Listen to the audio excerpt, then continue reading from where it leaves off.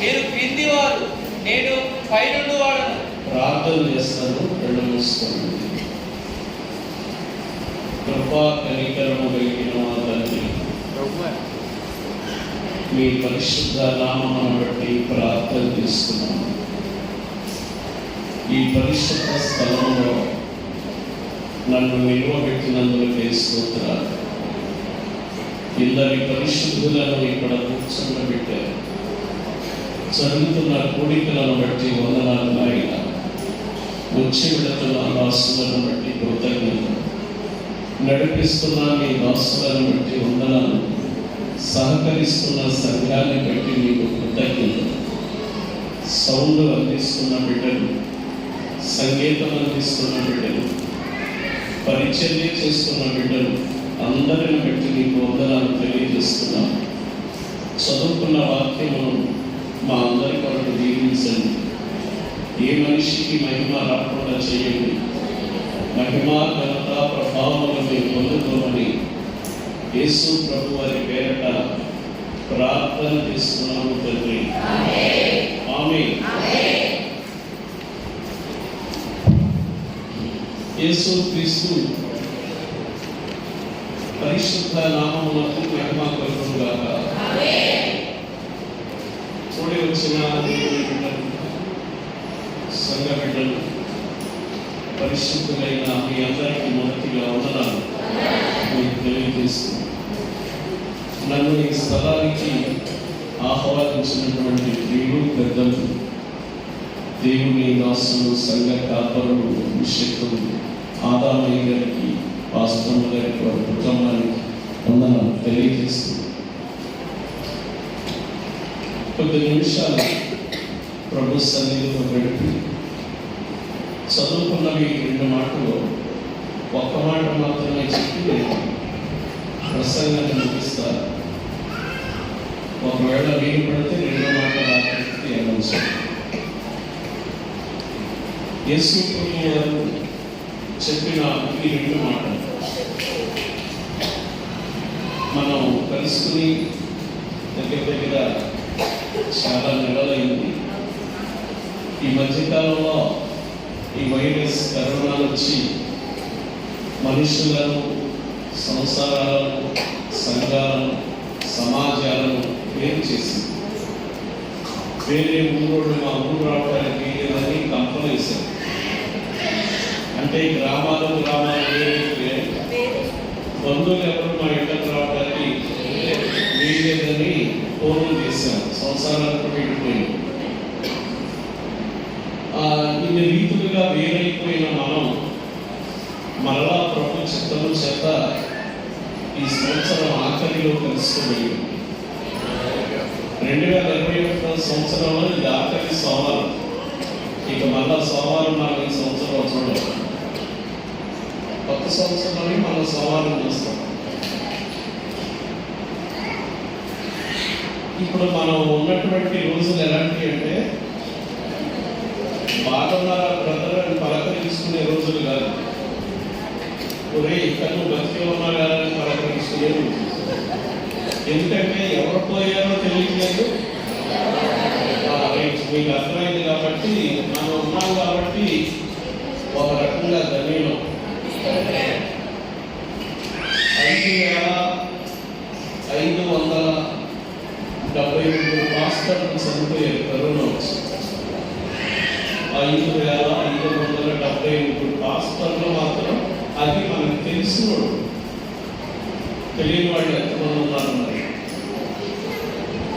ఇంతమందిలో టీచర్స్ ఉన్నారు, పోలీసులు ఉన్నారు, డాక్టర్స్ ఉన్నారు, నర్సులు ఉన్నారు, ప్రైమ్ మినిస్టర్స్ ఉన్నారు, మినిస్టర్స్ ఉన్నారు. వీళ్ళందరికీ కరోనా వచ్చింది. అంతమంది పేర్లలో మన పేరు లేకుండా చేశాడు మహానుభావుడు. అందును బట్టి దేవునికి మహిమ కలుగుతుంది. ఎందుకో 12వ నెలలో ఈ 27వ తేదీన ఆయన సన్నిధిలో తెలుసుకునే కృప ప్రభు మనకి ఇచ్చారు. అయ్యగారు ఫోన్ చేసినప్పుడు నేను ఎక్కడ కాదు, దాని పేరేంటే అమరావతిలో ఉన్నా. అయ్యారు ఫోన్ చేసినప్పుడు అక్కడ ఉన్నా. సెక్రటేరియాలో పనుండేవి, సీఎం గారి క్యాంపస్లో పనుండి ఇక్కడికి వెళ్ళి అక్కడ నుంచి వచ్చేటప్పుడు అయ్యారు ఫోన్ చేసి మాకు ఒక రాత్రి బయట ఇవ్వడానికి అడిగారు. అయ్యా ఎలాగో చాలా దూరం రావాలని ఇంట్లో కూడా బాగోలేదు, ఎలాగో రావాలి కాబట్టి ఒక రాత్రి నుంచి వాకింగ్ వెళ్తే ఏం మాట్లాడలే, పగలు కూడా ఉంటారని నేను దగ్గర ఉన్నా. అందరూ 2 కోట్లు అడిగితే 1 కోటే ఇస్తారు. ఆయన 1 కోటి అడిగితే 2 కోట్లు ఇచ్చారు.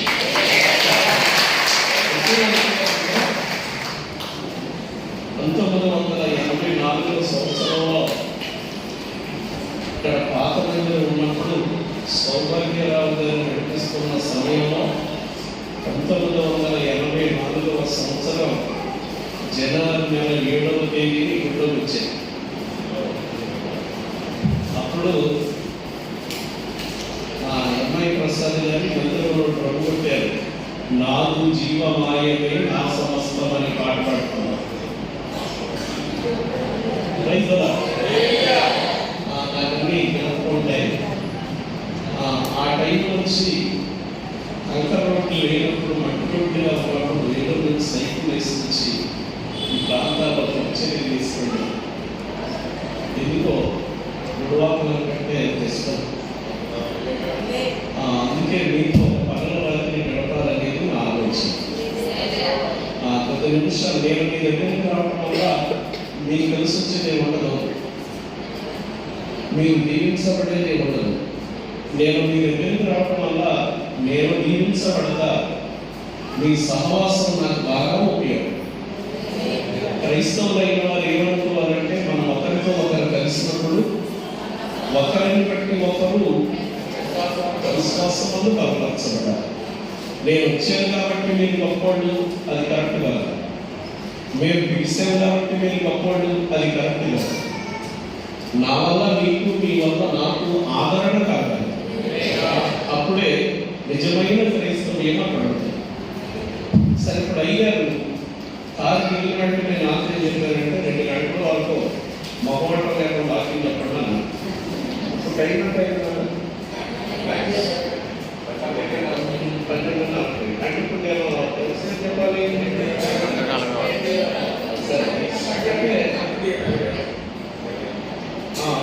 అంటే 2 గంటలు వాకింగ్ చెప్పాలి కదా. దాని అర్థం ముందు 2 దాకా వచ్చేదాకా విషయం మీకు అర్థమైందా? నేను 2 గంటలు చెప్పమని కాదు కదా, చిన్న ముందు 2 గంటలు వచ్చేదాకా అంటే కోటం 2కి అది లెక్క. దాని అర్థం అది. మా ఆంధ్రాలో ఇటు మాట్లాడితే అర్థం. సరే, ఏది ఏమైనా 2 గంటలు వాకింగ్ చెప్పడం వల్ల నాకు తెలిసి మీకు ఉపయోగం ఉండదు. ఎందుకో చెప్పనా? మనిషికి 2 మెదళ్ళు ఉంటాయి. చిన్న మెదడు ఒకటి, పెద్ద మెదడు ఒకటి. రెండింటిని కలిపితే 700 గ్రాములు బరువు. 2 కలిపితే 2 మెదళ్ళు కలిపితే పనిచేసే టైం ఎంత అంటే 45 నిమిషాలు. సైంటిఫిక్గా లెక్చరర్స్ కానీ, ఇంజనీర్స్ కానీ, డాక్టర్స్ కానీ, మినిస్టర్స్ కానీ, కలెక్టర్స్ కానీ వాళ్ళ సెమినార్లో లెసన్ 45 నిమిషాలు. ఈ మెదడు యొక్క కాన్సన్ట్రేషన్ 45 నిమిషాలు యాక్టివ్ ఉంది. 2 గంటల వరకు నేను వాక్యం చెప్పాను అనుకోండి, 45 నిమిషాలే మెదడు పనిచేస్తుంది. ఇక తర్వాత ఇక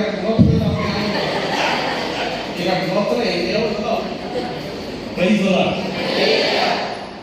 అందుకని అంత టైం అక్కర్లేదు. గల్లి గోవు పాలు తెలిసింది కదా. సరీసార్లు కలిగిన ఆహారంలో కొంత చాలు. ఇంకొకటి, మన బియ్యం డబ్బాలో బియ్యం ఉంటాయి. డబ్బాలో ఉంటాయి, ఎక్కువ ఉంటాయి. మన ఇంట్లో 4 ఉన్నారు. ఎన్ని బియ్యం పోస్తాం? నలుగురికి ఎన్ని కావాలో అన్ని పోస్తాం. బియ్యం ఎన్ని అవసరమో అన్నే పోస్తాం. ఈవేళ పగల పోవటానికి ఎన్ని నిమిషాలు అవసరమో అన్ని నిమిషాలే వాక్యం చెప్తాం. 66 గ్రంథాలు ఉన్నాయి, ఆయన ఇప్పుడు ఎక్కడ పోతారు? కాబట్టి వినాలి అన్న ఆశ మంచిదే కానీ అంతసేపు వినలేము అన్నది సత్యం. ప్రపంచంలో అతి సులువైన పని ఏంటంటే ఇది చెయ్యండి రా అని చెప్పటం. ప్రపంచంలో అతి కష్టమైన పని ఏంటంటే చెప్పిన ప్రతిదీ కూర్చుని వినటం చాలా కష్టం. అందుకే మీ ఓపిక నశించక ముందే వీడు ముగించేస్తే బాగుండని మీరు అనుకునే టయానికి ముగించాలి. ఒక్క మాట ధ్యానం చేద్దాం. 23వ వాక్యం తల్లి చూడండి. 8వ అధ్యాయం యోహాను సువార్త 23. అప్పుడు ఆయన, మీరు క్రింది వారు, నేను పైనుండి వాడను. ఈ మాట ఎవరు చెప్పారు? ఇక బైబిల్ చదవటం మానేయండి, నా వైపు చూడండి. ఆ ఒక్క మాట చదివి మనకు కావాల్సింది వచ్చింది. ఈ మాట ఎవరు చెప్పారు? ఒక మాస్టర్ చెప్పిన మాట కాదు, పాస్టర్ గారు చెప్పిన మాట కాదు, ఒక డాక్టర్ కానీ, కలెక్టర్ కానీ, మినిస్టర్ కానీ, యాక్టర్ కానీ చెప్పిన మాట కాదు. సాక్షాత్తు ప్రభు అయిన యేసుక్రీస్తు వారు చెప్పారు. ఆయన చెప్పినప్పుడు ఆయన ఏమన్నారంటే, మీరు క్రింది వారు అన్నాడు, నేను పైనుండి వాడను అన్నాడు. ముందు మన ప్రస్తావన ఇచ్చారు, మీరు క్రింది వారు. తర్వాత ఆయన ప్రస్తావన చెప్పుకున్నారు, నేను పైనుండి వాడను.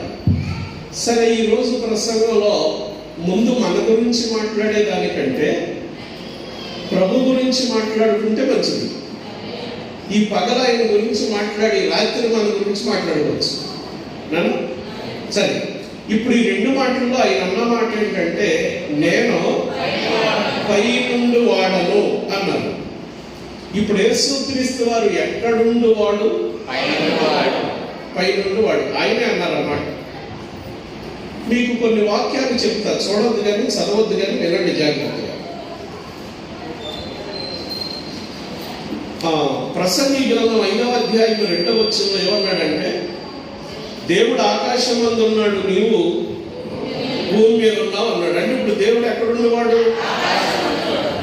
కీర్తనల గ్రంథం 11వ కీర్తన 4వ వచనంలో ఏమని ఉందంటే, యెహోవా సింహాసనము ఆకాశమందు. అంటే ఇప్పుడు దేవుడు ఎక్కడున్నాడు? రాజుల మొదటి గ్రంథం 8వ అధ్యాయం 30వ వచనంలో ఏముందంటే, దేవుని నివాస స్థానమైన ఆకాశం అని ఉంది. అంటే ఇప్పుడు ఆయన నివసిస్తున్నది ఎక్కడ? ఆకాశం. ఇక ఆఖరికి అందరికి అర్థమయ్యే భాష చెప్పాడు ఆయన, ఆకాశము నా సింహాసనము. రైట్. ఇవన్నీ మనం ఆలోచిస్తే మొత్తానికి దేవుడు అనే ఆయన క్రిందివాడు కాదు, పైనుండివాడు. ఇప్పుడు యేసుక్రీస్తు వారు ఎక్కడుండివాడు? పైనుండివాడు. పైనుండవాడు నేను అని చెబుతున్న యేసు ప్రభు ఈ మాట అంటున్నప్పుడు ఇంతకీ క్రిందే ఉన్నారు కదలేనా? పైనుండేవాడనని చెబుతున్న ప్రభు ఈ మాట అన్నప్పుడు ఎక్కడున్నారు? క్రిందే ఉన్నారు. కొన్ని భూమి మీద ఉన్నాడు. క్రిందుండి పైనుండి వాడను అని చెప్పాడు. పైనుండి వాడను అన్నప్పుడు ఎక్కడ ఉండాలి? పైనే ఉండాలి. నేను వాక్యం చెప్పినాక, రాత్రి కూడా వాక్యం చెప్పినాక మా ఊరు వెళ్ళిపోతా, కామవారితో పాటు వెళ్ళిపోతా. Praise the lord.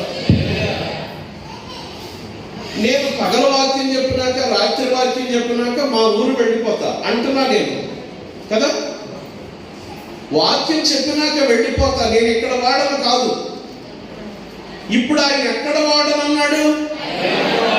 పైనుండి వాడనన్నప్పుడు ఎక్కడున్నాడు? మరి అక్కడ ఉండి వాడు ఇక్కడికి ఎందుకు వచ్చినట్టు?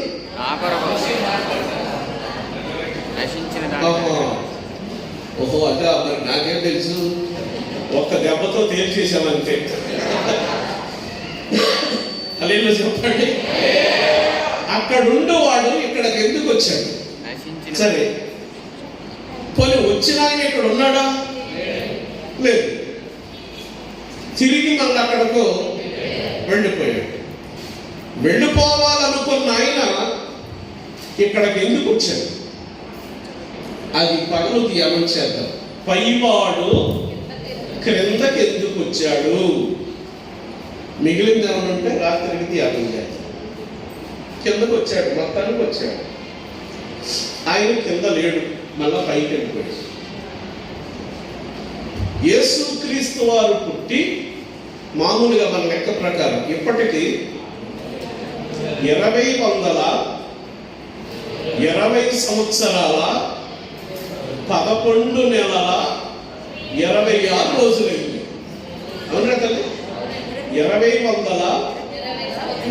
సంవత్సరాల 11 నెలల 26 రోజులైంది ఆయన భూమి మీదకి వచ్చి పుట్టి. యేసుక్రీస్తు పుట్టి 20 సంవత్సరాల క్రితం పుడితే అంతకు ముందు కూడా భూమి ఉందిగా, ఉందన్నా? అంతకు ముందు కూడా మనుషులు ఉన్నారుగా, అంతకు ముందు కూడా రాజులు ఉన్నారుగా, అంతకు ముందు కూడా చక్రవర్తులు ఉన్నారుగా, అంతకు ముందు ప్రభువులు అనబడిన వారు ఉన్నారా? అంతకు ముందు పరిపాలన చేసిన వాళ్ళు ఉన్నారా? మరి యేసుక్రీస్తు పుట్టక ముందే అంతమంది ఉంటే అంతమంది క్రిందుండగా మళ్ళీ పర్టికులర్ గా రావాల్సిన అవసరం ఎందుకు ఏర్పడింది అంటే, ఈయన కంటే ముందు క్రిందున్న వాళ్ళు చెయ్యలేనిదేదో ఇక్కడ మిగిలిపోయి ఉన్నారు. వాళ్ళ వల్ల కానిదేదో ఈయన చేయటానికి వచ్చి తీరాలి. ఈయన కంటే ముందున్న వాళ్ళే పని చేసేసి ఉంటే ఈయన రావాల్సిన అవసరం లేదు. వాళ్ళు ఉండగా వల్ల ఈయన వచ్చాడు అని అంటే, వాళ్ళు చేయలేనిది ఏదో ఉంది ఇక్కడ, వాళ్ళు చేయగా మిగిలిపోయిందేదో ఉంది ఇక్కడ. ఆయన తప్ప రెండో వాళ్ళు ఎవరు చెయ్యలేనిది ఉండిపోయింది ఇక్కడ. అది చేయటానికి క్రీస్తు పై నుండి వాడు ఎక్కడికి వచ్చాడు? క్రిందకు వచ్చాడు. ఒకవేళ క్రిందకు వచ్చినా కానీ ఆయన అడ్రస్ ఏంటంటే పై నుండి వాడే. అవునా? పై నుండి వాడు. సరే, క్రిందకు వచ్చాడు. ఇంతకీ ఆయన ఎవరు? ఆయన ఎవరు? ఇప్పుడు చదవండి యోహాను సువార్త. చూడండి తమ్ముడు, 1వ అధ్యాయం 4వ వాక్యం. ఆయనలో జీవముండెను, జీవము మనుషులకు వెలుగై ఉండెను. ఆ జీవము మనుషులకు వెలుగై ఉండెను. ఇక నా వైపు చూడండి చాలు. ఆయనలో ఏముండెను? అది మనుషులకు ఏమై ఉండేది? మనుషులు ఎక్కడ ఉన్నారు? క్రింద. ఆయన ఎక్కడ ఉన్నాడు? ఆయనలో ఏముంది? ఆ జీవం ఏమై ఉంది? జీవము వెలుగు. వెలుగు ఎవరిలో ఉంది? అది ఎవరికి వెలిగించింది? మనుషులకు. అంటే ఇప్పుడు మనుషుల్లో ఏమి లేదని, వెలుగు లేదని అంటే ఇప్పుడు ఏమన్నట్టు? రెండింటిని వేరు చేయాలి. అంటే ఇప్పుడు చీకటి ఎక్కడ ఉంది? క్రింద. వెలుగు ఎక్కడ ఉంది? పైన. మన బతికేంటి? చీకటి. మన జీవితం ఏంటి? చీకటి. ఆయన జీవితం ఏంటి? వెలుగు. యేసు క్రీస్తే లోకానికి రాకపోతే ప్రపంచానికి వెలుగు లేదు. పైనున్న వెలుగు ఎక్కడికి వచ్చింది? యేసు క్రీస్తులో ఏముంది? ఆ వెలుగు ఎక్కడ ఉంది? ఇంతకు ముందు కింద ఏమన్నట్టు? వెలుగు ఎక్కడ ఉంది? అందుకే అక్కడ ఈది లైట్లు లేవు. అక్కడ ట్రాన్స్ఫార్మర్లు ఉన్నాయా? సబ్ స్టేషన్లు ఉన్నాయా? దానితో వచ్చి స్తంభాలు పడిపోయిన దాఖలాలు ఉన్నాయా? ఎవరు వెలిగించక్కర్లా, ఎవరు ఆరిపోయక్కర్లా, ఎవరు శిక్ష అక్కర్లా, మేమే అక్కర్లా. ప్రపంచానికి యేసు ఒక్కడే దీపం. ఆయన ఎక్కడ ఉంటే అక్కడ వెలుగు. మనం ఎక్కడుంటే అక్కడ చేయండి. మన మాట అంతే, మన జీవితం అంతే, మన పాట అంతే, మన పాట అంతే. మనం ఆలోచించామంటే అందులో చీకటి ఉంటుంది, ఆయన ఆలోచించాడంటే అందులో వెలుగు ఉంటుంది. అందుకే మనతో ఆయనకి పెద్ద పని ఉండదు, ఆయనతోనే మనకు అన్ని పనులు ఉంటాయి. పైనున్న ఆయన వెలుగు, కిందున్న మనం. ఇప్పుడు ఆ వెలుగు ఎక్కడికి వచ్చింది? పైన స్ట్రీట్స్ లైట్ లేవు, కరెంట్ లైట్లు లేవు, ఉన్నదంతా వెలుగు. ఇక్కడ ఉన్నదంతా చీకటి. పురుషులలో ఉన్నది చీకటి, స్త్రీలలో ఉన్నది చీకటి, పిల్లలలో పెద్దలలో ఉన్నది చీకటి, రాష్ట్రంలో కేంద్రంలో ఉన్నది చీకటి, టోటల్గా క్రిందున్నదంతా చీకటి. క్రిందున్నప్పుడు మన మాటలు ఏమై ఉంటాయి?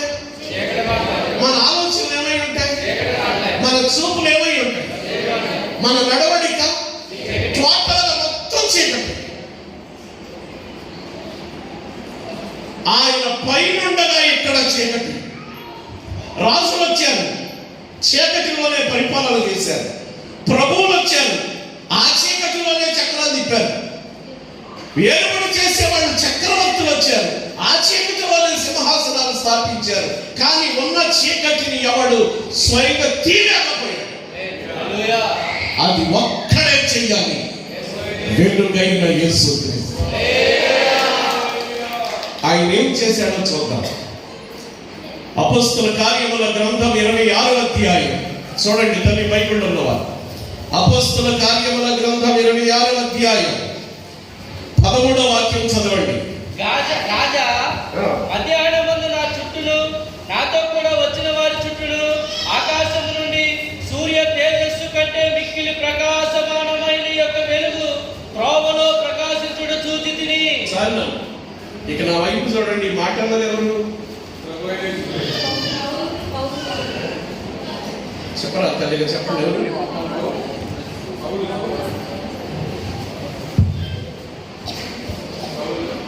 సౌలు పౌలుగా మార్చబడినప్పుడు మాట్లాడిన మాట. నానా సౌలు పౌలుగా మార్చబడినప్పుడు మాట్లాడిన. సరే, మీకు ఒక ఆలోచన చెప్తా. చాలా మంది నానా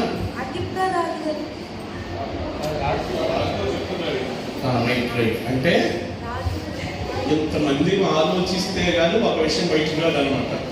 తప్పులేదు, నన్ను ఆలోచించాలి. అందుకే నేను మీకు ఛాయిస్ ఇచ్చేది. నేనేదో స్లిప్ రాసుకొచ్చి ఇక్కడ పెట్టి కాసేపు మాట్లాడి ఆమె వెళ్ళిపోయాడు కాదు. నేను నిలబడాలి, మీరు ప్రసంగం చేయాలి. అది నా మాట. నేను నుంచుని మీతో చెప్పించాలి, అది ప్రసంగం అంటే. అప్పుడు మీకు అర్థం అవుతుంది. సరే, ఇప్పుడు ఈ మాట చాలా మంది ప్రసంగం చేసేటప్పుడు సౌలు పౌలు అంటాం. అసలు ఇప్పుడు వరకు సౌలు, ఎప్పటి నుంచి పౌలు? ఆయన వెలుగు చూడక ముందు నుంచి సౌలు, ఆయన చూశాక పౌలుగా. రైట్, బాగా చెప్పారు, కొద్దిగా ఆలోచించారు. సౌలు భూమి మీద క్రైస్తవుడు అనేవాడు లేకుండా చెయ్యాలనుకున్నాడు. హల్లెలూయా అనేవాడు భూమి మీద ఉండకూడదా? బైబిల్ చదివేవాడు భూమి మీద ఉండకూడదా? ప్రార్థన చేసేవాడు భూమి మీద, మందిరాలు కట్టేవాడు భూమి మీద.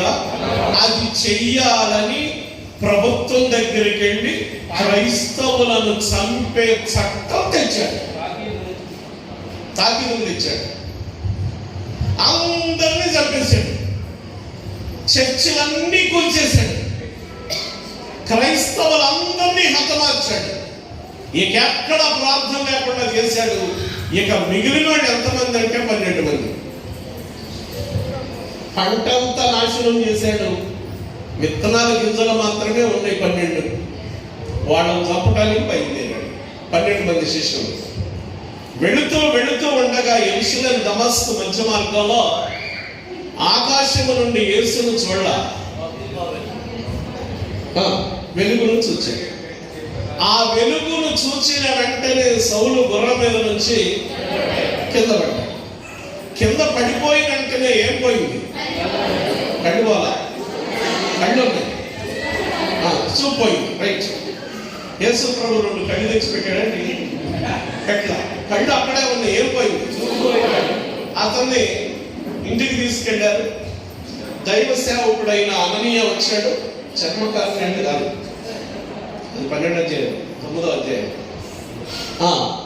అననీయ దగ్గరికి యేసు ప్రభు వెళ్ళి, సౌలు అనే అతను నీ కోసం ఎదురు చూస్తున్నాడు, నువ్వు వెళ్ళి ప్రార్థన చేయమన్నాడు. అననీయ వెళ్ళి సౌలు తల మీద చేయబెట్టాడు. అసలు అతని పేరు మనకు వద్దు. సౌలు తల మీద చేయబెట్టాడు. అతని కన్నుల నుండి 2 పొరలు రాలి. పొరలు రాలక ముందు సౌలు, పొరలు రాలినాక పౌలు. అప్పటి వరకు సౌలు కళ్ళల్లో కనబడిందేంటి? చీకటి. 3 పగళ్ళు 3 రాత్రులు అతను చూసిందేంటి? చీకటి. 72 గంటల ప్రపంచం అతను కనబడి చీకటి బ్రతుకు. పొరలు రాలిపోయినాక అతడు వెలుగును చూశాడు. అంటే చీకటి ఎప్పటి వరకు అంటే సౌలుగా ఉన్నప్పుడు, వెలుగు ఎప్పుడు వచ్చిందంటే పౌలుగా మారినాక. అంటే ఎప్పటి వరకు సౌలు? పొరలు రాలేదాకా. ఎప్పటి నుంచి పౌలు? పొరలు రాలినాక. ఈ పొరలు రాలిన తర్వాత పౌలై ఉపవాసం ఉండి బాప్తిసం పొంది శిష్యుల దగ్గరికి వెళ్ళి వాళ్ళ అనుభవాన్ని నేర్చుకుని సమాజ మందిరాలలో, సంత వీధులలో, అక్కడ ఎక్కడ పడితే అక్కడ యేసే దేవుని కుమారుడని ప్రకటిస్తూ సమాజాలను కలవరపరిచాడు. యూదులందరికీ, ఇశ్రాయేలీలందరికీ, అధికారులందరికీ, మత పెద్దలందరికీ మతిపోయి, మనం ఎలాగే ఊరుకుంటే వీడు మన మందిరాలు కూడా పడగొట్టేస్తాడని అతను అరెస్ట్ చేసి కైసరైకు పంపాడు. బాగా ఆలోచించాలి.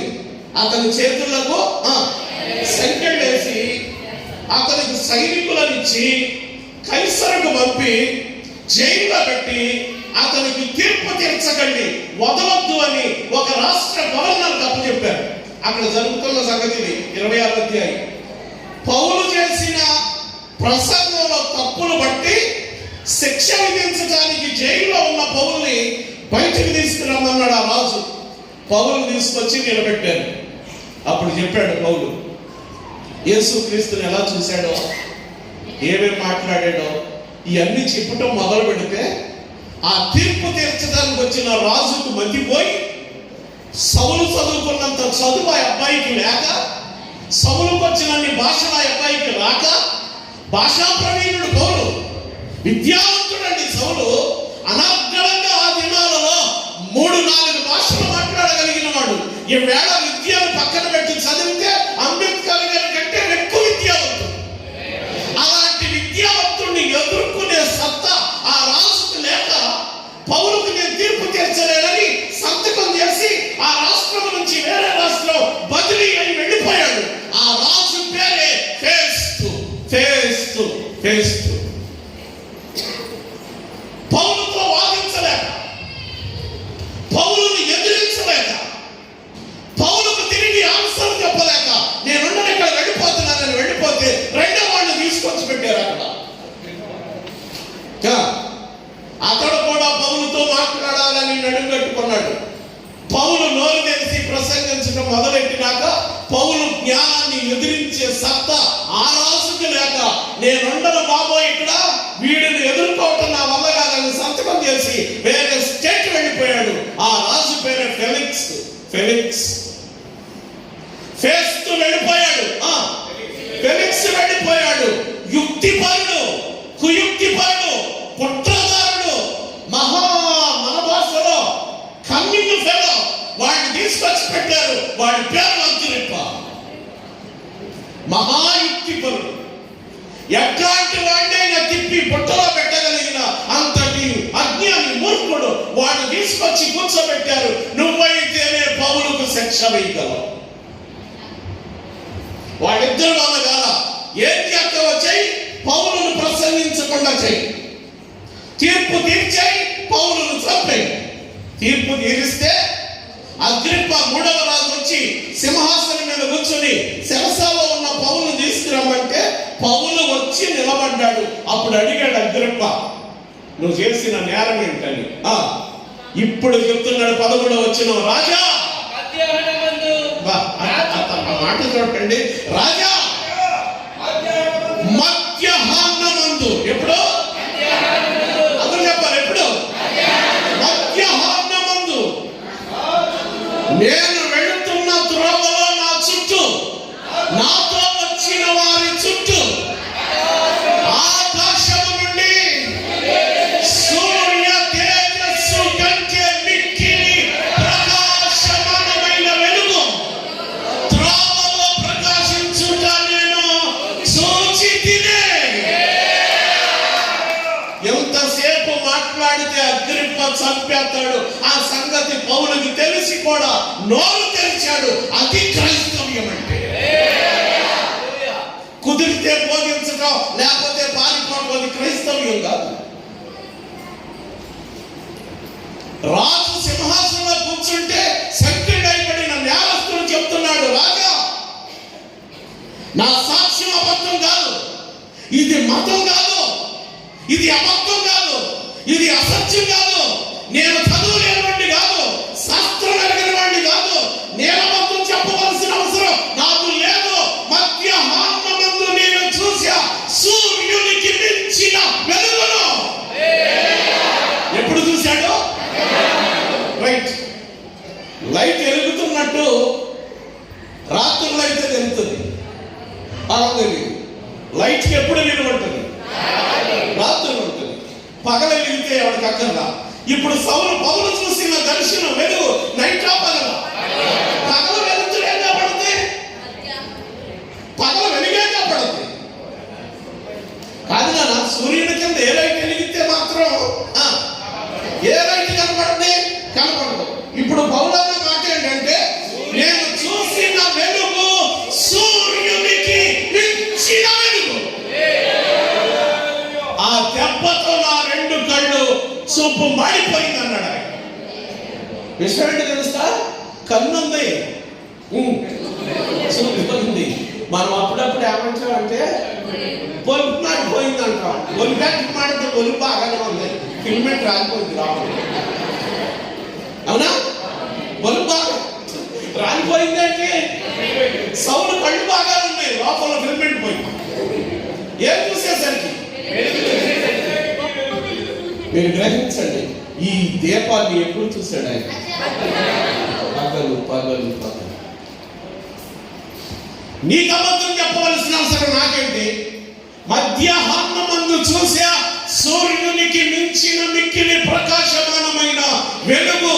నేను చూసిన వెలుగు ఎవరా అని అడిగితే అక్కడ నుండి చెప్పాడు ఆయన, నీవు హింసించుచున్న యేసును. ఇప్పుడు చెప్పండి, యేసు ఎవరు? ప్రపంచమంతటికి ఏకైక దీపం, వెలుగు, జ్యోతి. ఇప్పుడు యేసుక్రీస్తు ఎవరు చెప్పాలి? వెలుగు. అమెరికా దేవుడు కాదు, ఆస్ట్రేలియా దేవుడు కాదు, తెల్లవాళ్ళ దేవుడు కాదు, మానవాళ్ళ దేవుడు కాదు, గొల్లవాళ్ళ దేవుడు కాదు, గుడాల దేవుడు కూడా కాదు. ఏ దేశానికి చెందినోడు కాదు. ఏ ఎవరని ప్రపంచం అడిగితే ఒకే ఒక సమాధానం, ప్రపంచానికి ఆయనే వెలుగైన దేవుడు. అది ఆన్సర్, అది ఆన్సర్.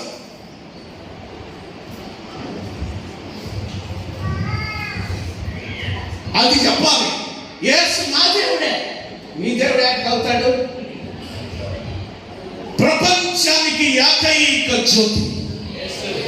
ఆయన వెలిగితే మరొక దీపం అక్కర్లేదు. ఆయనే ఆరిపోతే సినిమాలో 3 గంటల దేశం అంతా చీకటైంది. పగలు సినిమాలో చనిపోతే సూర్యుని కాంతి ఉపయోగపడదు. యేసు తెల్లవాళ్ళ దేవుడు కాదు, నల్లవాళ్ళ దేవుడు కాదు. యేసు మత మార్పిడి చేయటానికి రా, మతోద్ధారకుడు కాడు, స్వస్థపరిచేవాడే కాడు, మారి మాట చెప్పాడు కాడు, కుల వ్యవస్థ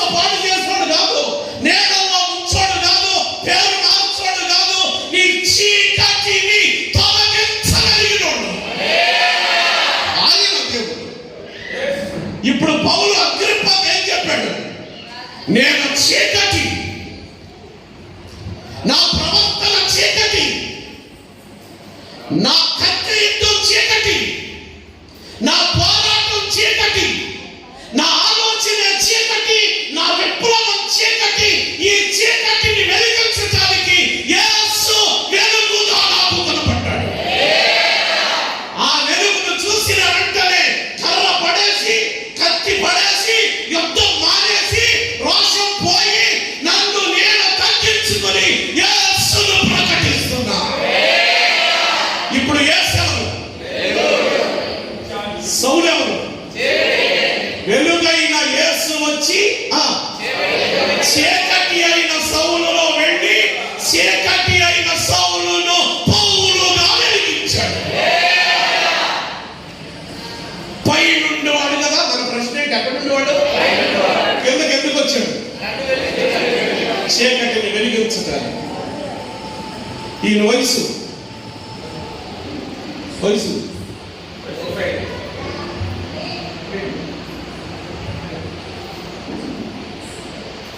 అందరి వయసు 30, 35, 40, 20 పిల్లల వయసు. మీరు ఆలోచించాలి.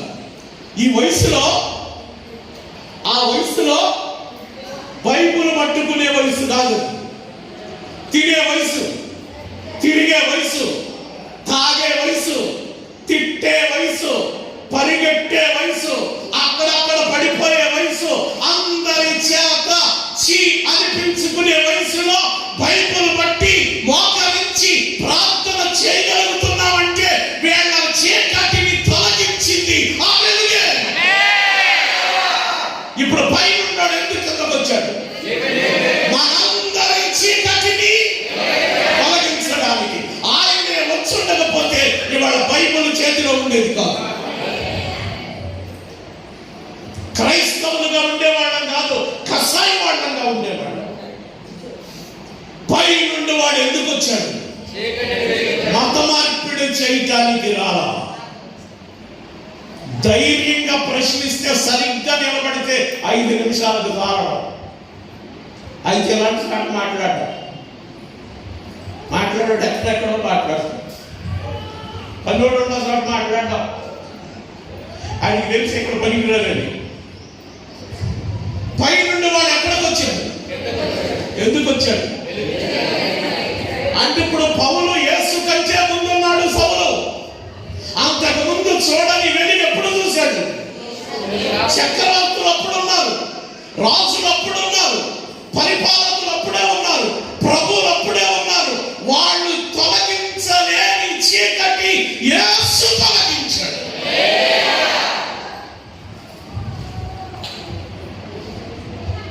నా దగ్గర ఒక ఫోటో ఉంది.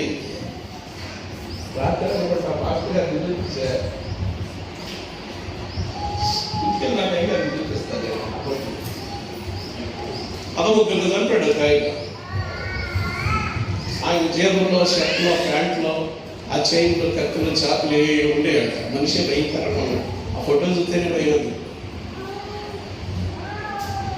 ఏదో బట్టలు చేసి, ఏదో చేసి మొత్తానికి సెటిల్మెంట్ ఏదో చేసి వెళ్ళిపోతూ తెలంగాణలో ఏదో ఇక్కడేదో లైట్లు పెట్టారు, కార్లు అవి ఉన్నాయి, ఈ బాగా రక చేసి కూర్చుని వెళ్దాం అన్నాడంట.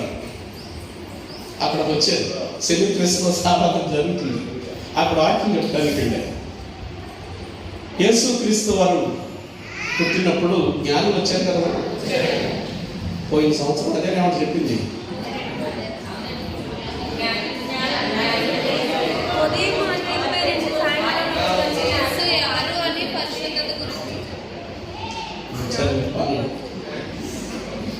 అది చెప్తూ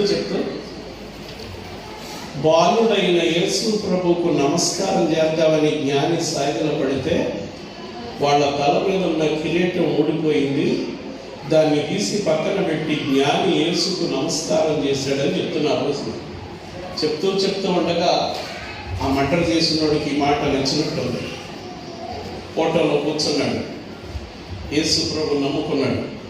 ప్రార్థన చేయటం మొదలుపెట్టాడు. నీటి మూలముగా బాప్తిసం పొందాడు. బైబిల్ పట్టుకున్నాడు, చదువుతున్నాడు. 3 సంవత్సరాల నుంచి క్రిస్మస్ పెడుతున్నాడు, నన్ను మాత్రమే పెరుగుతున్నాడు. నిన్న కాక మొన్న కూడా వచ్చారు. యేసు క్రింద కూర్చుండకపోతే హత్య చేసేవాడిని ఎవడనిపిస్తాడు? గవర్నమెంట్ వల్ల కాదు, చట్టం వల్ల, డిపార్ట్మెంట్ వల్ల, పిస్టల్ వల్ల, లాఠీ వల్ల, స్టేషన్ వల్ల, పంచాయతీ వల్ల, ఒక్క యేసు వల్లే ఉంది. చీకటిని తొలగించగలిగిన ఏకైక దీపం. అగ్రిప్పకి మతిపోయింది. పగలాను చూసిన దర్శనం అంత వెలుగా యేసయ్య. శిక్ష విధించడం చేతగా అగ్రిప్ప రేపు ప్రసంగించింది కానీ ఇవాళకు ముగిచేయమన్నాడు ఆయన. చదివే బైబిల్ మీరు? ఇక వాళ్ళకి ప్రసంగం ఆపై రేపు చెప్పుదు కానీ ఇవాళకు చాలే అన్నాడు. ఆన్సర్ లేనివాడు నాకు ఏం చెప్తాడు? అదే చెప్పాలి. అంత జ్ఞాని ఏమని చెప్పాడు అగ్రిప్ప కంటే, నేను చీకటి, యేసు వెలుగు. ఎక్కడ చీకటి ఉంది అక్కడ వెలుగు ఉంది.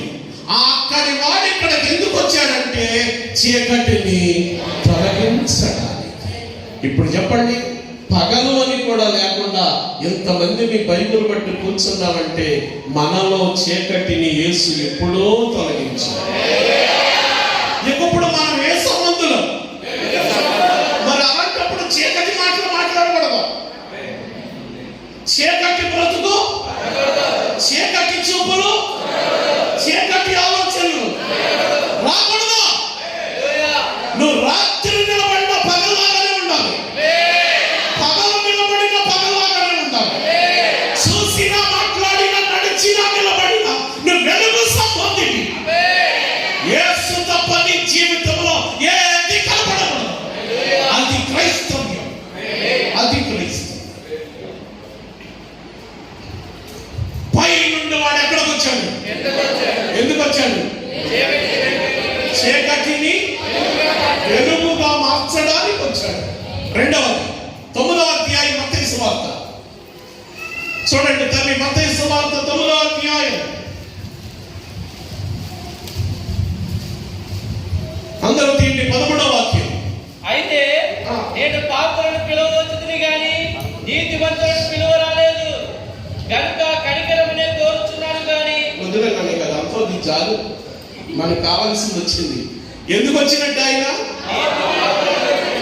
పాపులను పిలవటానికి. 2 మాటలు చెప్పా. పై నుండి వాడు ఎక్కడికి వచ్చాడు? మళ్ళా అడుగుతున్నా చెప్పాలి. యేసు పుట్టాడా, వచ్చాడా? కదా. డిసెంబర్ 25న పుట్టాడని తేలుతాం. మీకు మాట చెప్పనా? డిసెంబర్ 25వ తారీఖున యేసయ్య పుట్టాడని మనం అంటున్నామంటే 24వ తారీఖున యేసయ్య లేడని అర్థం. అంతేగా? అంతేనా? యేసు 24 లేడు, 23 లేడు, 22 కూడా లేడు. ఆయన ఆవిర్భావం ఎప్పుడు? 25. అంటే ఇప్పుడు 25న యేసు పుట్టాడంటే ఆయన కూడా డేట్ ఆఫ్ బర్త్ ఉందంటే, ఆయన కూడా ఒక రోజు ఉందంటే, ఆయనకు ఒక నెల ఉందంటే పుట్టినోడే కానీ వచ్చినోడు కాదు మనం అనేది. ఒకవేళ యేసు పుట్టి ఉంటే అమ్మ ఉండాలి, నాన్న ఉండాలి, వారిద్దరు కలిసి ఉండాలి. 2 జీన్ శాతం అవ్వాలి. యేసుకు బ్లడ్ గ్రూప్ ఉండాలి. యేసు క్రీస్తు శిలువలో కారిన రక్తం ఈ మధ్యకాలంలో దాన్ని దేవుని పరీక్ష చేస్తే గ్రూప్ లేదు. యేసు బ్లడ్ లో గ్రూప్ లేదు. స్కానింగ్ మిషన్స్ అన్ని ఫెయిల్ అయ్యాయి. గ్రూపును పట్టుకునే యంత్రాలు ఆగిపోయాయి. యేసు రక్తం ఆడమ్మాయి రక్తం కలవాలా, మగబ్బాయి రక్తం కలవాలా? పుట్టునోడు కాదు, వచ్చినోడు. ఆదికి మూలం ఉన్నాడు ఆయన. పైనున్నవాడు కొంత పనుండి కిందకు వచ్చాడు 2000 సంవత్సరాల క్రితం. పోతులూరులో రాత్రి మీటింగ్. అక్కడ పని ఉంది కాబట్టి అక్కడ వచ్చా. నా పని అయిపోయింది, బయటకు వచ్చేసా.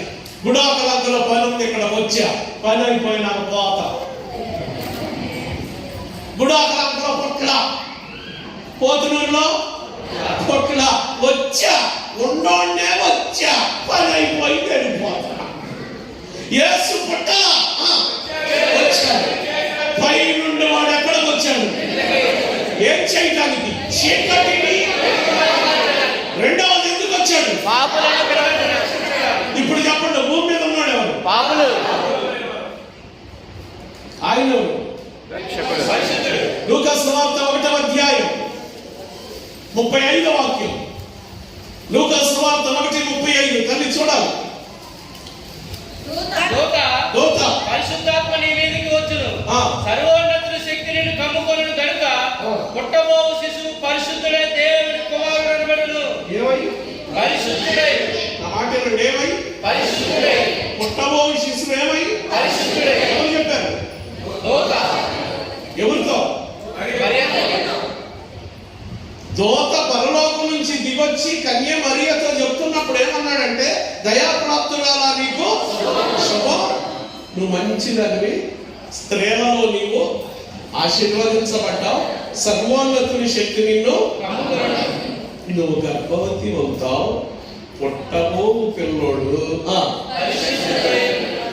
ఏమై?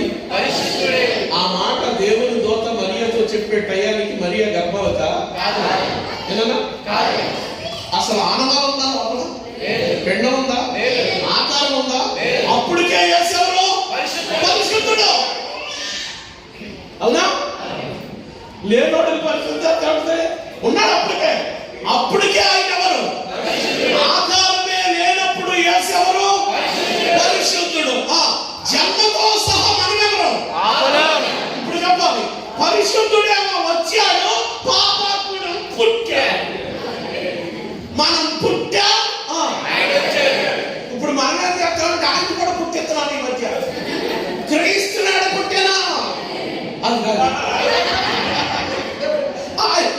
ఆయన పుడతలేడు కదా, ఆయన వచ్చాడు.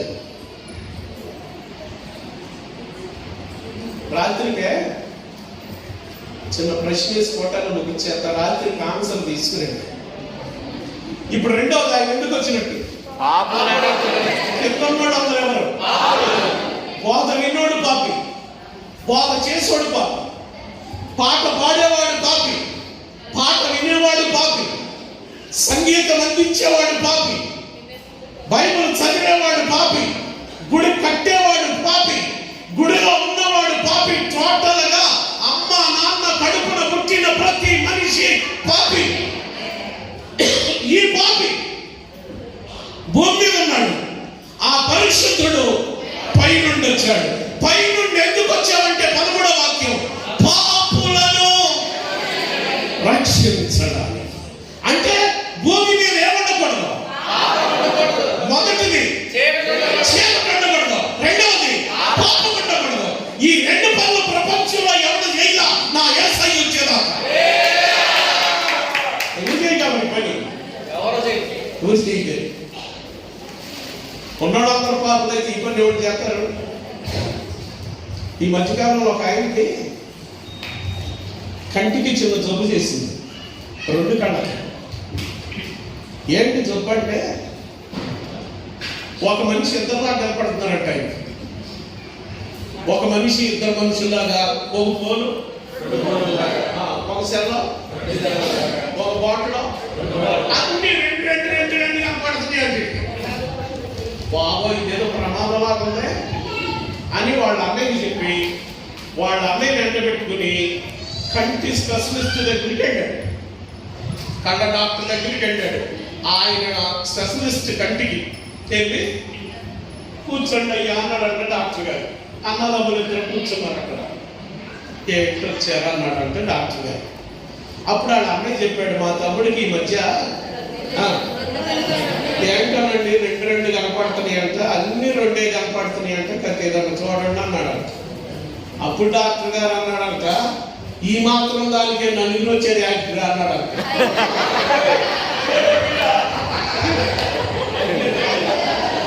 అసలు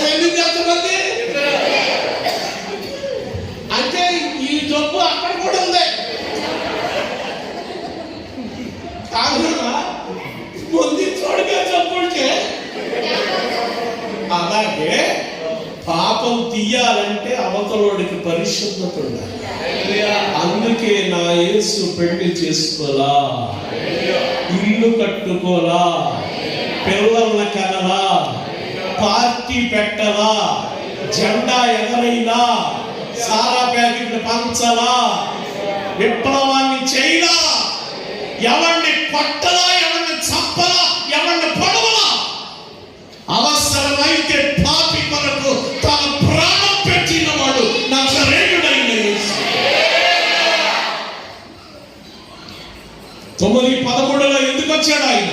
నేను పాపులను. ఇప్పుడు చెప్పండి, కింద ఏమండకూడదు? ఒకటి, చీకటి ఉండకూడదు. 2, అందుకు వచ్చాడు ఆయన పైన. 100 మంది సేవకులు బైబిల్ బోధించి చనిపోయినా వారి కడుపును పుట్టిన మాలాంటి వాడు ఇవాళ కూడా బైబిల్ బోధిస్తుంటే మేము వెళ్ళిపోయినాక మా పిల్లలు బోధించడానికి ఉన్నారు అని అంటే యేసు క్రీస్తు పాపము ఉండకూడదని బయలుదేరి వచ్చినవాడు. తన కోసం ఆలోచించలా, మన కోసం ఆలోచించాడు. భూమి మీద చీకటి ఉండకూడదు. భూమి మీద ఇప్పుడు చెప్పండి, బాప్తిసం పొందిన మనలో ఏముండకూడదు? బైబిల్ చదువుతున్న మనలో ఏముండకూడదు? బలలో పాల్గొంటున్న మనలో ఏముండకూడదు? పాటలు పాడుతున్న మనలో ఏముండకూడదు? చీకటి ఉండకూడదు, పాపం ఉండకూడదు. వెలుగైన వాళ్ళమై ఉండాలి, పరిశుద్ధులమై ఉండాలి. మన దగ్గరకు వస్తే చీకటి, అది కూడా వెలిగించబడాలి. మన దగ్గరకు వస్తే పాపాత్ముడు, వాడు పరిశుద్ధుడైపోవాలి. అందుకే ఆయన వచ్చింది. మనకు అనుమానం వచ్చింది, నిజంగా పైన ఉన్నోడు ఇక్కడికి వచ్చాడు అనుకున్నాం. ఎందుకు వచ్చాడు? చీకటి లేకుండా, పాపము లేకుండా. ఇప్పుడు మనం ఎవరమంటే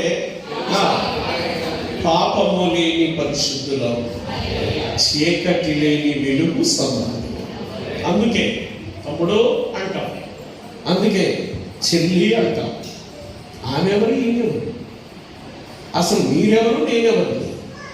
మీరు నాకు తమ్ముడు ఎందుకు అవుతాడు, ఆమె నాకు చెల్లి ఎందుకు అవుతుందంటే వెలుగు సంబంధం అదే. అవునా? పరిశుద్ధ సంబంధం. అందులో కులం ఉండదు, అందులో వర్గం ఉండదు, అందులో మతం ఉండదు, అందులో డిగ్రీ ఉండదు, అందులో లొకేషన్ ఉండదు, అందులో స్థితి ఉండదు. ఒకే ఒకటి వెలుగు ఉంటుంది, పరిశుద్ధత ఉంటుంది. ఆ రెండు చేయటానికి పైనుండి వాడు ఎక్కడికి వచ్చాడు? 3వ 12వ అధ్యాయం యోహాను సువార్త 47వ వాక్యం చదువుదాం. ఎవడైనా నా మాటలు వినియు వాటిని గైకొనకుండిన ఎడల నేను అతనికి తీర్చను. నేను లోకములకు తీర్పు తీర్చుటకు రాలేదు కానీ లోకమును రక్షించుటకే వచ్చింది. పుట్టాడా, వచ్చాడా? మనం చదువుకున్న వాక్యాలను వచ్చాడని ఉందా, పుట్టాడని ఉందా? మనం చేసే పండుగ ఏంటి? పుట్టాడని. అసలు ఆయన చెప్పింది ఏంటి? వచ్చాడని. ఇప్పుడు వక్తం కరెక్టా, పడతం కరెక్టా? ఏమండి? వచ్చింది కరెక్టా, పుట్టడం కరెక్టా? రావటమే కరెక్టా? అయితే చిన్న మాట, ఇది కూడా ఏంటంటే రాత్రికి ఆన్సర్ తీసుకురండి. వచ్చాడని మన అందరం అన్నాం కదా, అన్నావా? వచ్చాడని ఆయన కూడా అన్నాడా? పొలంలో గొర్రెల కాపరులు గొర్రెలు కాసుకుంటున్నారు, దేవునిలోకి వచ్చాడు. ఏం చెప్పాడు?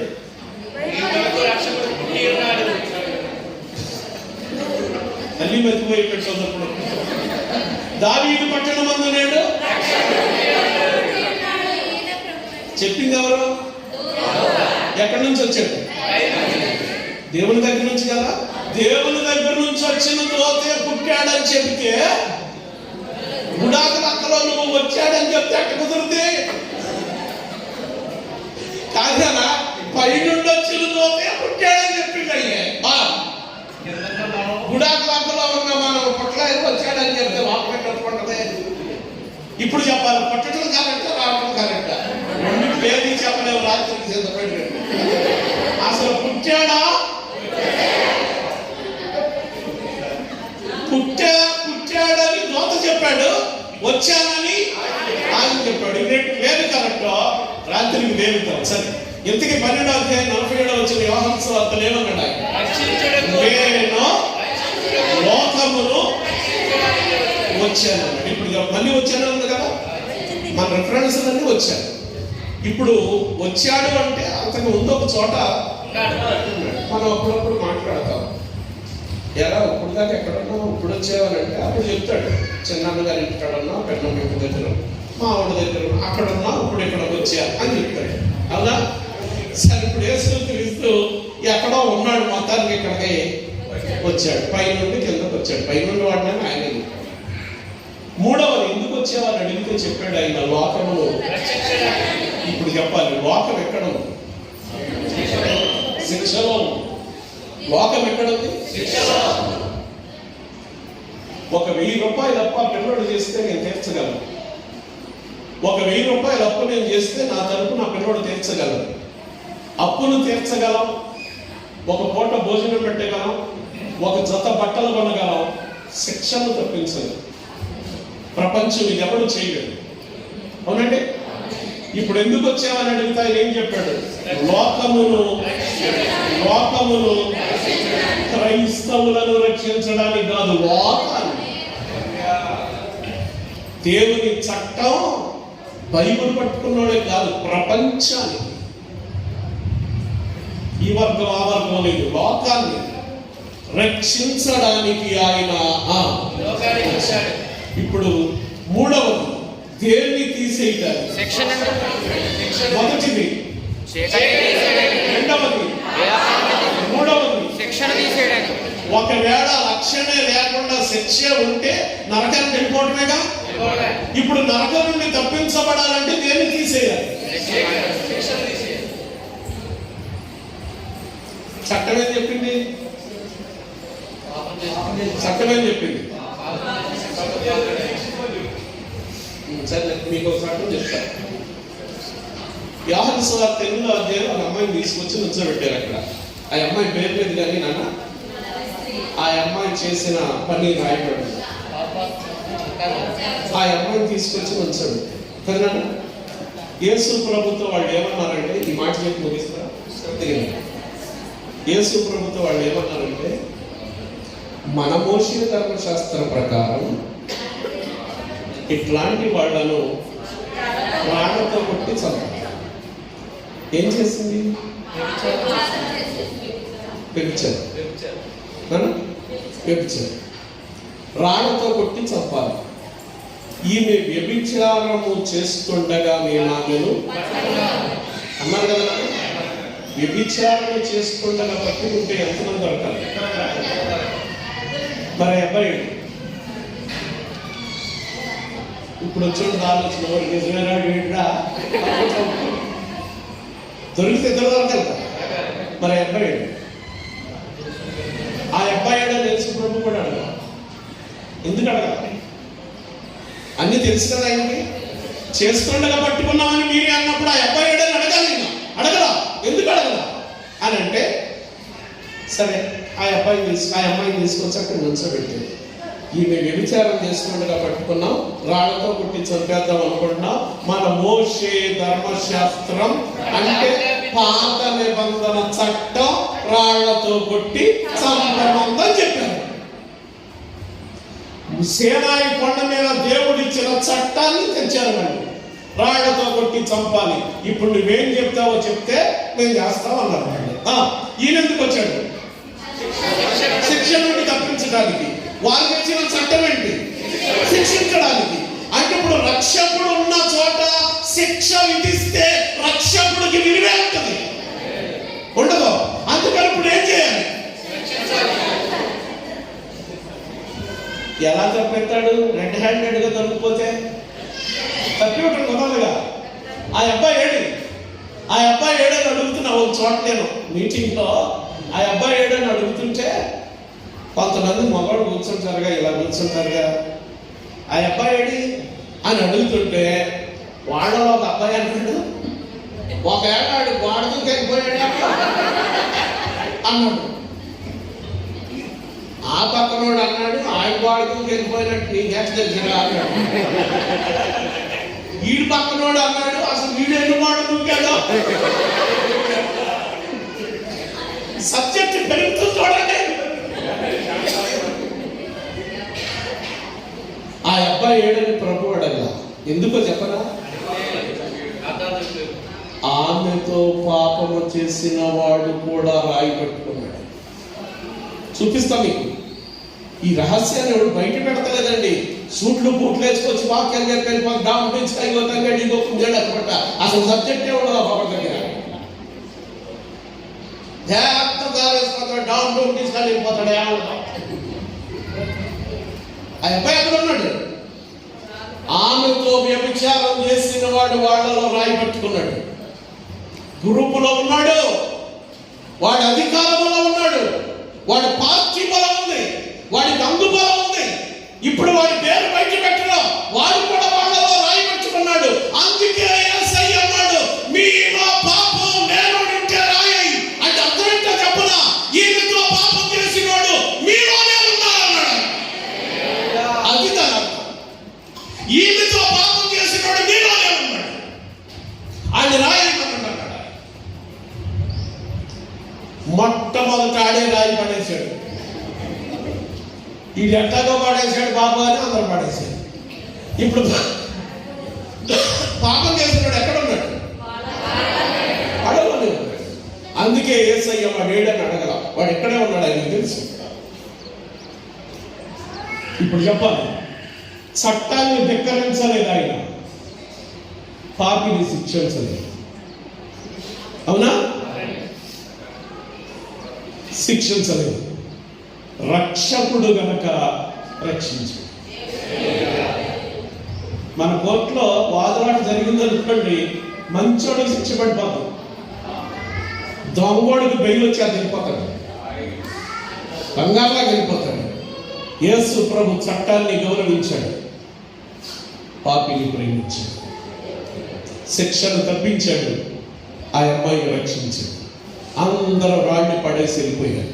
ఒక్కతే ఉంది అక్కడ. ఆమెను పేరు పెట్టి పిలవకుండా, అమ్మా నిన్నెవరు కొట్టలేదా అని అడిగాడు. నన్ను ఎవరు కొట్టలేదా అని, నేను కూడా నిన్ను కొట్టనమ్మా అన్నాడు. ఇక ఇప్పుడు ఆమె ఏం చెప్పాడు? ఇక నువ్వు అన్నాడు. యోహాను సువార్త 8వ అధ్యాయంలో పాపం చేయొద్దమ్మా అని చెప్పాడు. చెప్పండి నాన్న. ప్రకటన గ్రంథం 22వ అధ్యాయం మనకి ఆ అమ్మాయి అక్కడ పాపం చేసినట్టు కనపడ్డా. మారినట్ట మారనట్ట? ఎన్ని ప్రసంగాలు? అసలు ప్రసంగం ఎక్కడదే? ఒక మాట. ఆదివారం చర్చికి వెళ్ళిందా? ఉపవాస కోటాలు ఉన్నాయా అమ్మాయికి? ఉద్యోగ కోటాలు ఉన్నాయా? మందిరాలు ఉన్నాయా? హాస్టల్ ఉన్నారా? ఏ కోటానికి వెళ్ళిందని మారింది? ఒక్క మాట. మారే మనిషికి ఒక మాట చాలు. మనిషికి ఒక మాట. భలే తెలిసిందండి.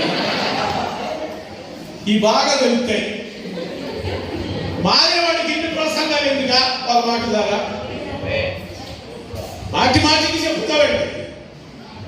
ఒక్కసారి చెప్పాడు ఇక పాపం చేయొద్దని. ప్రకటన గ్రంథం 22 బైబిల్ ఆఖరి వరకు ఆ అమ్మాయి పాపం చేయలేదు. మారాలి అనుకుంది, మారిపోయింది. ఇప్పుడు ఆయన పై నుంచి ఎందుకు వచ్చినట్టు? శిక్ష నుండి తప్పించడానికి, మరణము నుండి తప్పించడానికి, రాళ్ళ దెబ్బ నుండి, ధర్మశాస్త్రం నుండి, చట్టం నుండి, చీకటి నుండి, పాపము నుండి తప్పించడానికి. అందుకే పై నుండి వాడను కిందకు వచ్చానన్నాడు. ఆయన వచ్చిన పని అయిపోయింది. మరి ఇప్పుడు వెళ్ళిపోయాడు. ఇప్పుడు మనమేం చేయాలి? మళ్ళీ పాపులుగా మారాలా? మరి ఏం చేయాలి? ఆయన వెళ్ళేటప్పుడు చెప్పాడు ఆ మాట, మీరు ఏం చేయాలి? నేను వెళ్ళి మరలా వస్తాను. నేనుండు చోటనే మీరు ఉండులాగా మిమ్మల్ని అక్కడ తీసుకెళ్ళడానికి వస్తాను. అంత గొప్పడండి. అంటే అర్థం ఏంటంటే చీకటిని విడిపించిన తర్వాత మనం వదిలేయకూడదు అనుకున్నాడు. పాపము నుండి రక్షించినాక విడిచిపెట్టకూడదు అనుకున్నాడు. శిక్ష నుండి తప్పించినాక వదలకూడదు, నేనున్న చోటనే వారిని ఉంచుకోవాలనుకున్నాడు. అందుకే అక్కడికి వెళ్ళాడు. త్వరగా ఆయన వస్తాడు. ఆయన వచ్చి మనల్ని తీసుకుని వెళ్ళేదాకా చివరి మాట, చీకటి మన లోపలికి రాకూడదు.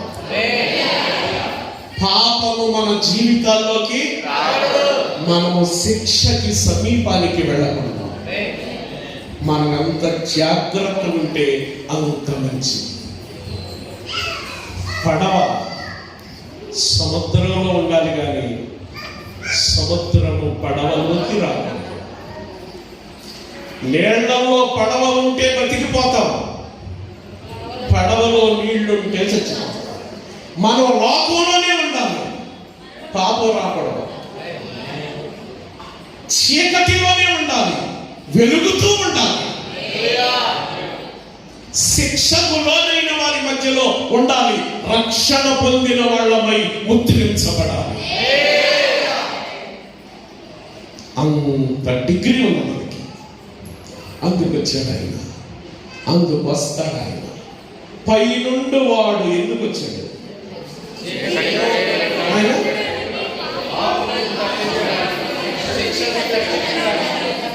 ఇప్పుడు మనలో ఈ మూడు ఉండొచ్చా ఉండకూడదా? ఇప్పుడు పైకి ఎవరంతారు చెప్పాలి. ఈ మూడు లేదు, ఈ మూడు లేదు. సంఘంలో పెత్తనం చేశాడు, అక్కడికి వెళ్ళడం. నా మాట గెలవాలన్నోళ్ళు, నేను చెప్పింది జరగాలన్నోళ్ళు వెళ్ళరా. చీకటి లేనోళ్ళు వెళ్తారు, పాపం లేనోళ్ళు వెళ్తారు, రక్షించబడిన వాళ్ళు వెళ్తారు. ఇప్పుడు యేసుక్రీస్తు వచ్చాడా పుట్టాడా? మరి దోత పుట్టాడని ఎందుకు చెప్పాడు? అది రాత్రికి రెడీ అయ్యండి. ఇది చివరి మాట. యేసు ప్రభు పుట్టినప్పుడు జ్ఞానం వచ్చారు కదా, పిల్లలను చూశారు, సాగిన పడ్డారు, నమస్కారం చేశారు. వారు పెట్టె విప్పి ఆయనకి కానుకలు ఇచ్చారు. కానుకల్లో మొదటి రంగం చెప్పండి. యేసు ప్రభు ఏమి ఇచ్చారు? బంగారం. మరియమ్మ గారు యేసు ప్రభుకి ఉంగరాలు ఏమన్నా చేయించి పెట్టిందా? కొన్ని యేసు ప్రభు మేడ గొలుసులు ఏమైనా చేయించేసిందా? కొన్ని మరియమ్మ గారి మేడలో వేసుకుందా? యోసేపు గారు ఉంగరాలు చేయించుకున్నాడా? మరి మరియమ్మ గారు చేయించుకోవాలా, యోసేపు చేయించుకోవాలా, యేసు ప్రభు ఉంగరాలు చేయించుకోవాలా? ఇంతకు బంగారం ఏమైనట్టు? ఇప్పుడు అనిపించక మన గొర్రెలు వేసుకున్నారు 50 రకాలు. అది చెప్పాలి ఏమైనట్టు. రాత్రికి దాని గొడవ ఏంటో తెలుసుకోవాలి, సిద్ధపడి రండి. రెండవది ఏమి ఇచ్చేవాళ్ళు? సాంబ్రాణితో యేసు ప్రభు దూపం వేసిందా? అసలు ఉత్తాగా ఇల్లు లేనప్పుడు అక్కడ పెంకులు ఎక్కడే, నుప్పులు ఎక్కడేయండి? అవునా? మన సాంబ్రాణి ఏమైంది? ఇవన్నీ మనం అక్కడ రాస్తుంది కాబట్టి స్లిప్ మీద రాసుకొస్తాం. ఇది కాదు తల్లి ప్రసంగం. మనకందని దానిని అందుకోవాలని క్రైస్తవం. అక్కడ ఉన్నాడు ఆయన, అక్కడ ఉన్నవాడు ఇక్కడికి వచ్చేసాడు. చూడండి, మనల్ని అందుకోవాలని ప్రయత్నంలో ఉన్నాడే, వెళ్ళిపోవాలని మనం, రావాలని ఆయన, వచ్చేసే యేసుని వెళ్ళిపోయే మనం అందుకోగలిగితే అది ఆఖరి రోజు మనకి. ఆ రోజు వరకు ఈ కిందన్న ఆ లంకలో ఉన్న ఏ లంకలో ఉన్న మనం ఎప్పటికైనా పైవాళ్ళం. చీకటి ఉంటే ఈ పగలు వదిలేయాలి. రహస్య పాపం ఉంటే ఈ పగలు దాన్ని విడిచిపెట్టాలి. రక్షించబడకుండా ఇంకా నువ్వు తిరుగుతుంటే ఈ పగలు రక్షణకు నీ సిద్ధమవ్వాలి. మనలో ఉన్న చీకటిని పగలు తీసివేయునుగాక. రహస్య పాపాన్ని వేసి మధ్యాహ్నం తుడిచివేయునుగాక. శిక్షలో ఉన్న వారిని ఈ వేళ రక్షించి సాక్షులుగా నిలబెట్టునుగాక. అందరూ లేచి నిలబడదాం. చిన్న ప్రార్థన తీసుకుందాం. దయచేసి అందరూ నిలబడదాం. తల్లి, తమ్ముడు, మీరు కూడా బాబు ఒక్కసారి నిలబడదామండి. ఓ హల్లెలూయా.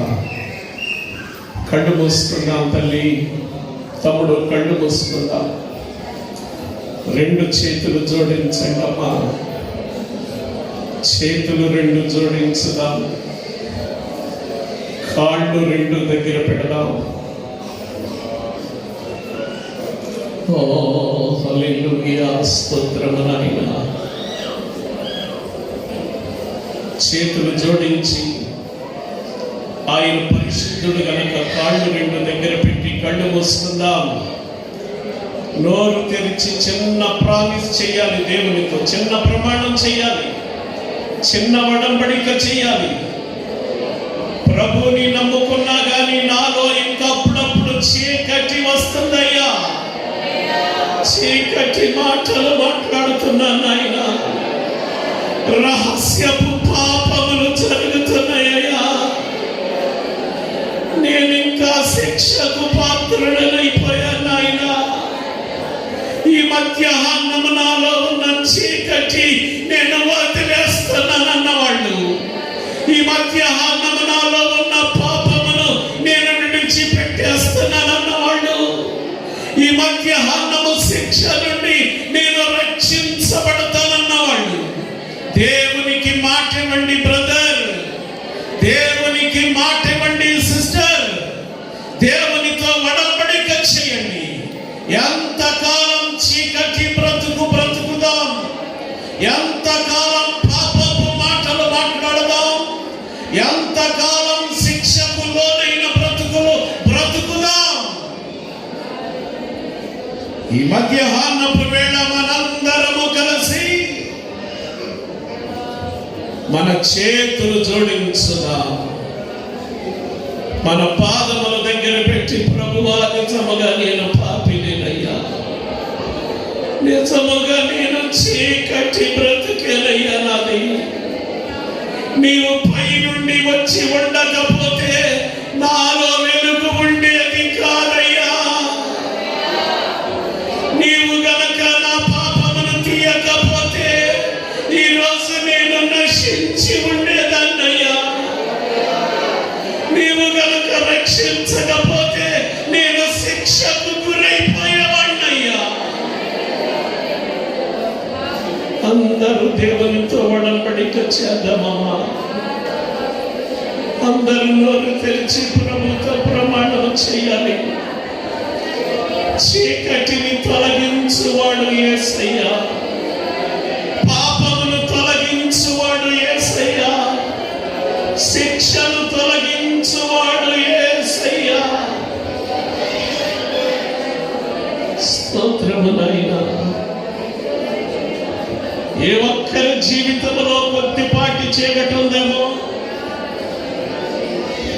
ఏ ఒక్కటి జీవితంలో కొద్దిగా పాపాలు ప్రయత్నం చేస్తున్నాయేమో, ఇంకా కొందరిలో బాప్తిసం పొందటానికి వాయిదాలు వేస్తున్నారేమో, రక్షణ పొందటానికి ఇంకా ఆలస్యం చేస్తున్నామేమో.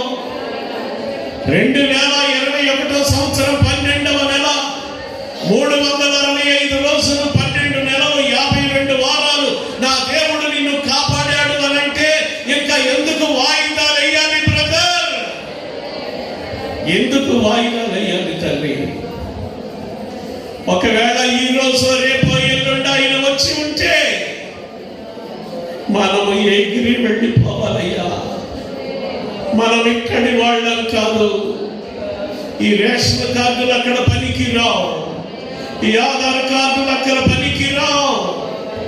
యేసు ప్రభు ఇక్కడ ఎందుకు లేడు అనంటే ఆయన కూడా ఇక్కడే ఉండుంటే ఆయనకు కూడా ఆధార్ కార్డు ఉండవలసి వచ్చేది, ఆయనకు కూడా రేషన్ కార్డు ఉండవలసి వచ్చేది, ఆయనకు కూడా గుర్తింపు కార్డు ఉండవలసి వచ్చేది.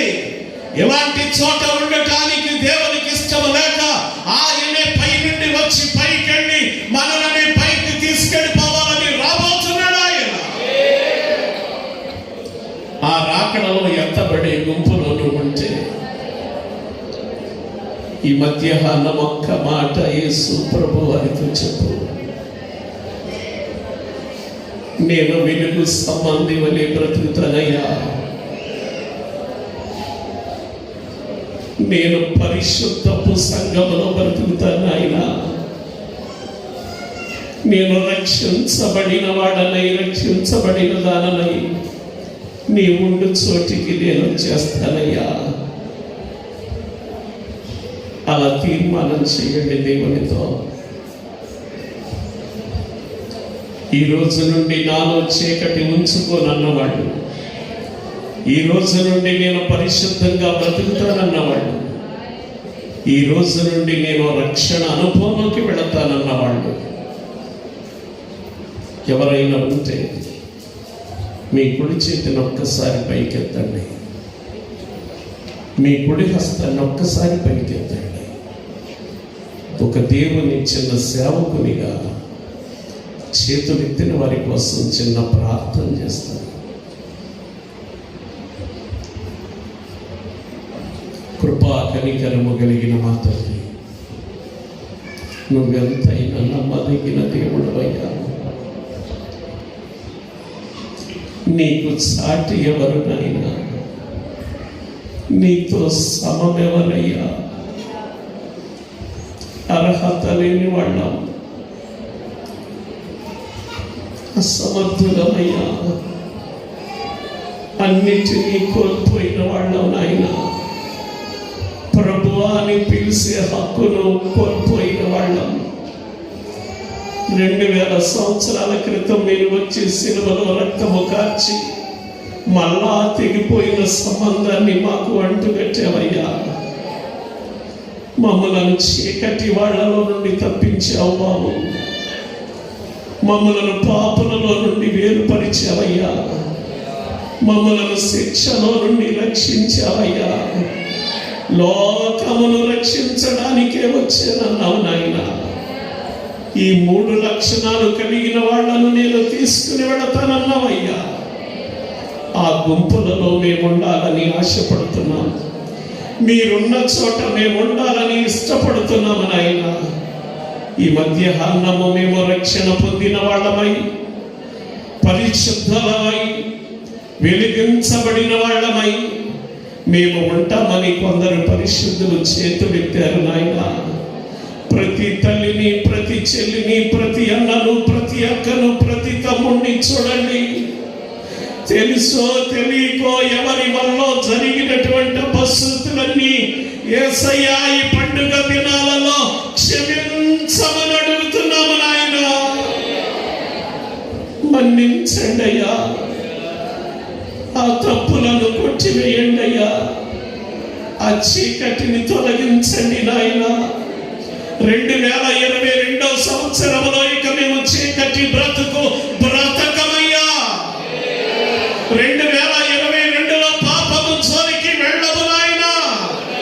2022లో ఇక మేము శిక్షకు గురి కాదలుసుకోలేదు నాయన అని చేతులెత్తిన వాళ్ళందరినీ చూడండి.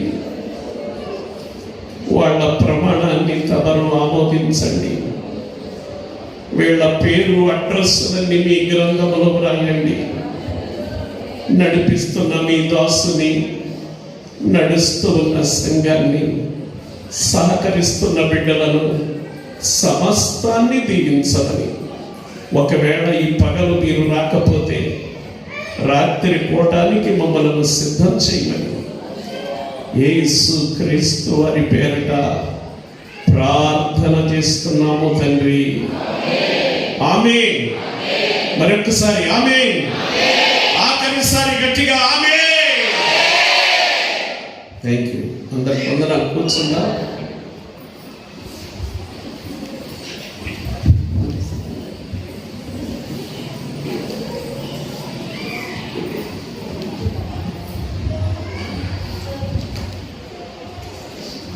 ప్రభు ఈ లోకానికి ఎందుకు వచ్చారో మనకు అర్థమయ్యే రీతిలో రిఫరెన్స్ చూపించి దైవజనులు జ్ఞాపకం చేసినటువంటి విషయాలను బట్టి మీలో చాలామందికి బోధపడింది. ఇంకా మన నోట ఏమన్నారు?